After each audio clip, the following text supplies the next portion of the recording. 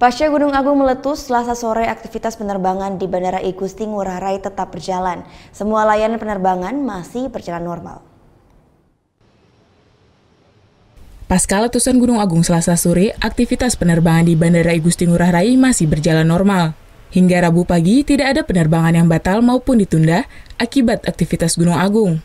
Namun, pihak Angkasa Pura I telah melakukan antisipasi penutupan bandara jika abu vulkanik mengancam keselamatan penerbangan.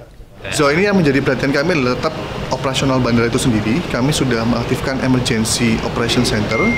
Jadi kami melakukan pengamatan dan kami juga melakukan koordinasi secara penuh, 24 jam penuh untuk mengantisipasi segala kemungkinan yang terjadi sehingga keputusan yang diambil oleh manajemen bandara tidak salah.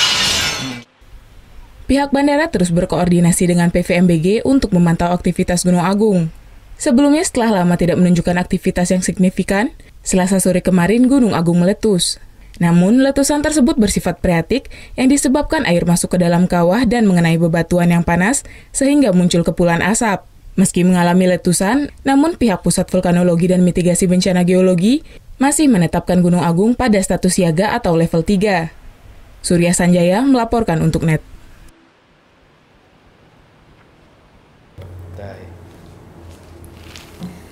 Udah selesai kan nontonnya? Nah, jadi jangan lupa buat like, komen, dan subscribe ya.